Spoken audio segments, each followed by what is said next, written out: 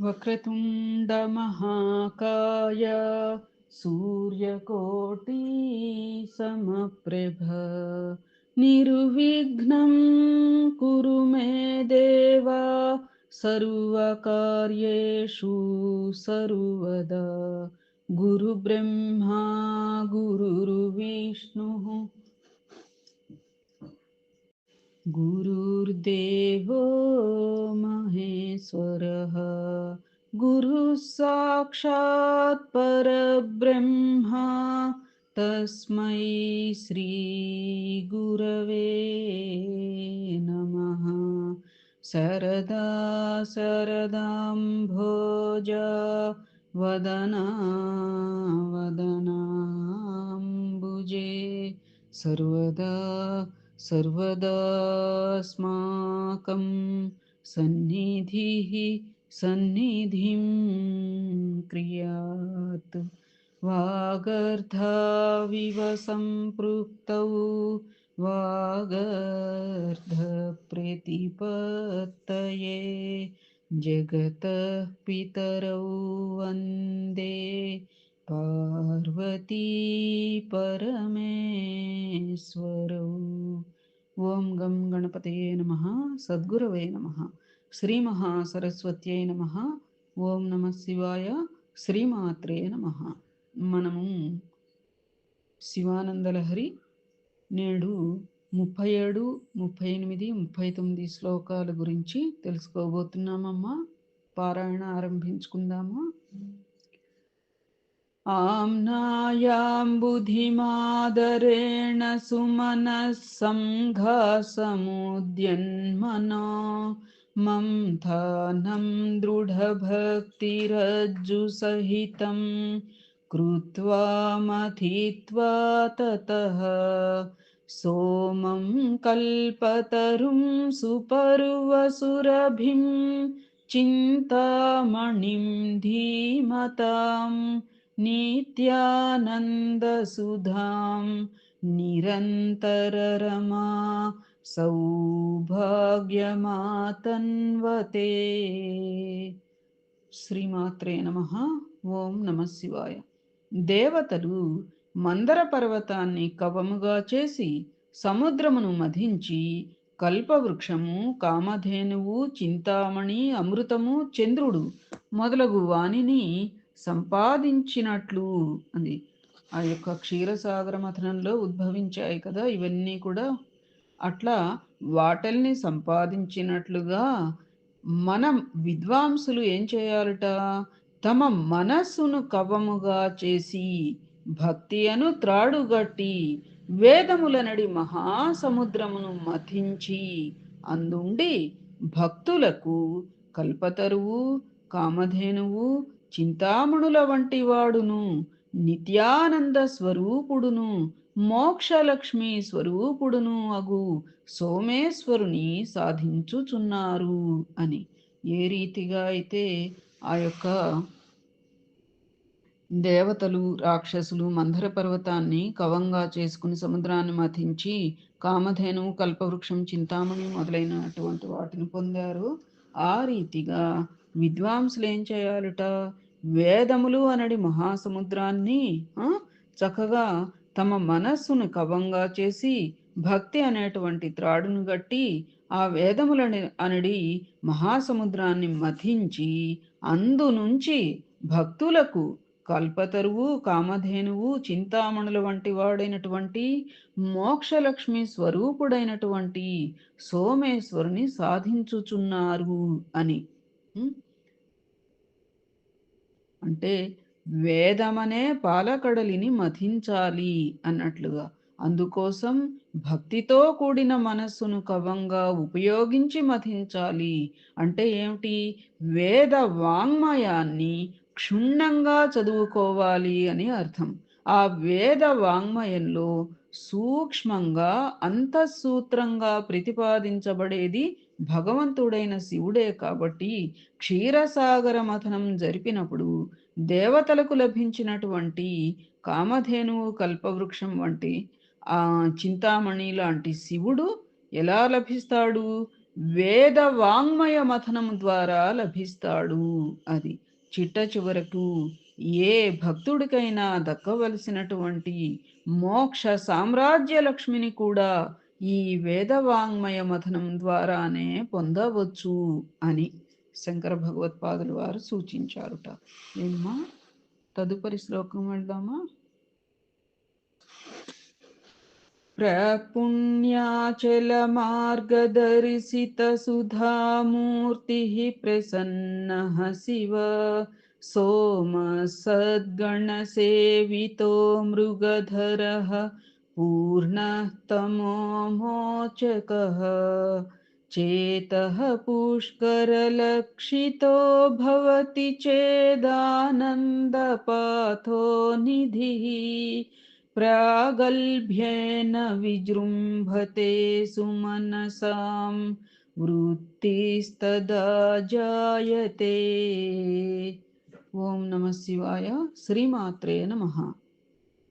పూర్వపుణ్యమనడి పర్వతము యొక్క మార్గమున, అంటే తూర్పు దిక్కున కల పుణ్యోదయ పర్వతము మీదుగా కనబరుచున్నట్టి అమృతమయమైన ఆకృతి గలవాడును, నిర్మలుడును, సజ్జనులచే సేవింపబడువాడును, లేడిని ధరించిన వాడును, పూర్ణుడును, అంటే కళలు నిండినవాడు లేక అంతటా నిండి ఉన్నవాడు అన్నట్లుగా,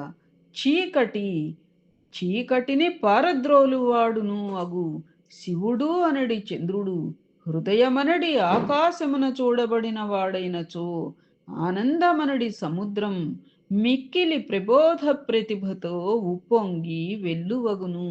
అప్పుడు శుద్ధాంతరంగులగు విభుదులు చిత్తమమ్మ. అప్పుడు శుద్ధాంతరంగులగు విబుధుల చిత్తము రంజిల్లును అని. ఇంతకు ముందు శ్లోకంలోనేమో వేదవాంగ్మయ మథనం ద్వారా భగవద్ దర్శనం, మోక్షం సంప్రాప్తిస్తాయి అని చెప్పారు ఆదిశంకరుల వారు. ఈ శ్లోకంలో ఏమిటి? భగవంతుడైనటువంటి శివుడిని చంద్రుడితో పోల్చారు. హృదయమనేటువంటి ఆకాశములో శివుడనే చంద్రుడు స్థిరపడితే ఆనందమనే వెన్నెల సముద్రంలా ఉప్పొంగిపోతుంది అని. అర్థమైందమ్మా? ఈ ఆనంద స్థితి చేకూరిన వారి బ్రతుకే బ్రతుకు. ఈ ఆనందం దక్కాలి అంటే వేద శాస్త్ర పఠనాదులచే మనస్సు సంస్కరింపబడాలి అని సూచించారు. ఎన్నో జన్మల ద్వారా సంక్రమించిన సుకృత ఫలం ద్వారానే ఈ స్థితి సంప్రాప్తిస్తుంది అని ఈ యొక్క శ్లోకం భావనమ్మ.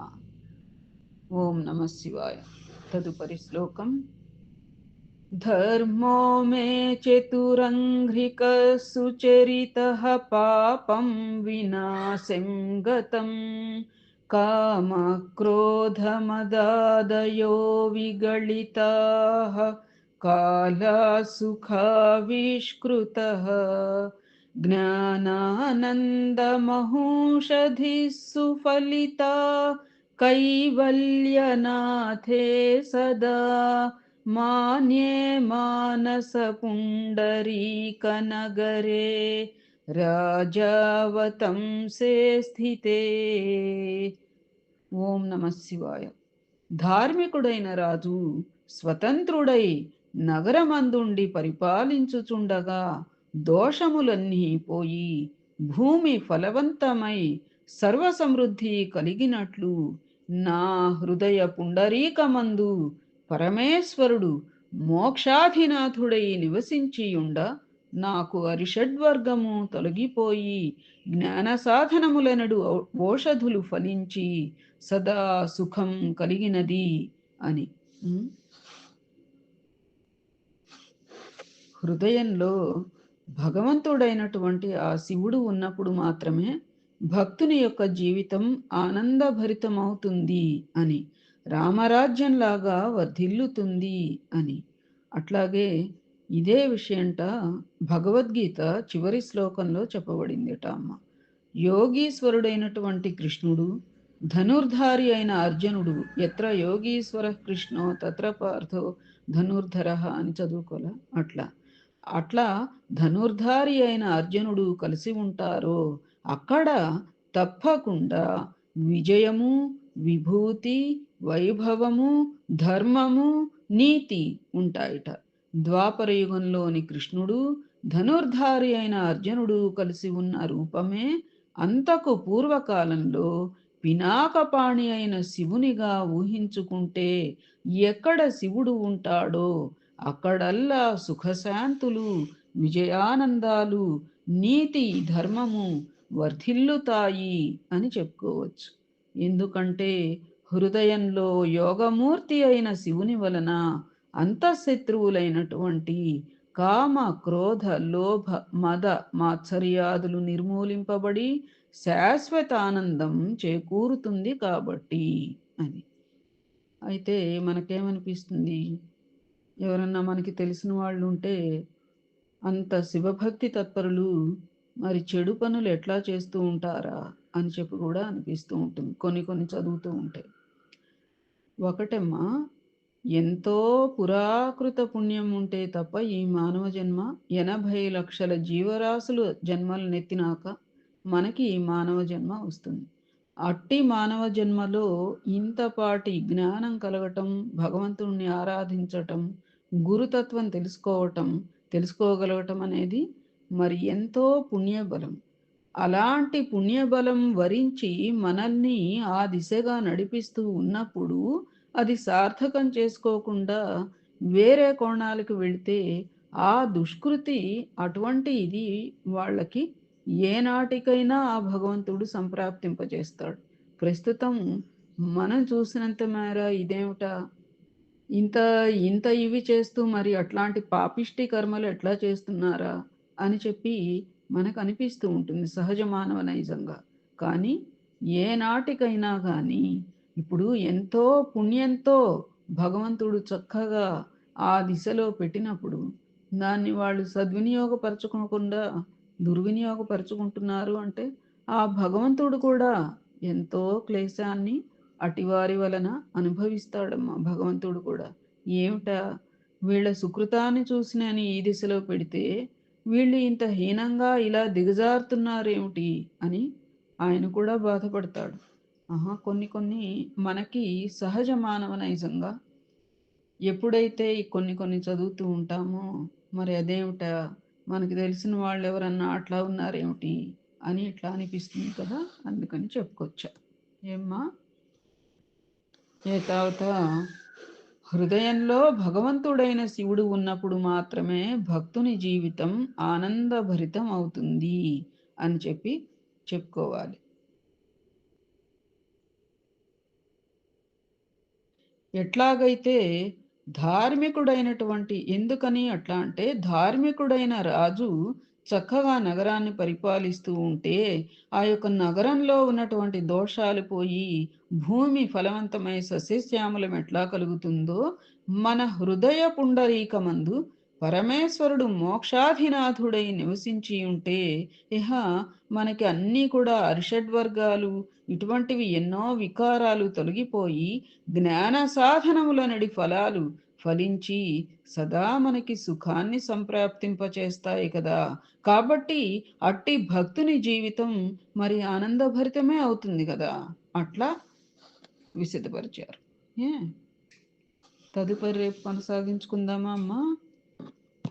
3 శ్లోకాలు అయినాయా?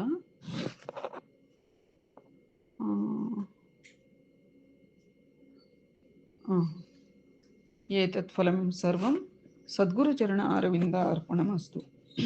సద్గురవే నమః. శ్రీమాత్రే నమః. ఓం నమః శివాయ. అరుణాచల శివ అరుణాచల శివ అరుణాచల శివ శివ అరుణాచల శివ అరుణాచల శివ అరుణాచల శివ అరుణాచల. శుభం భూయాత్.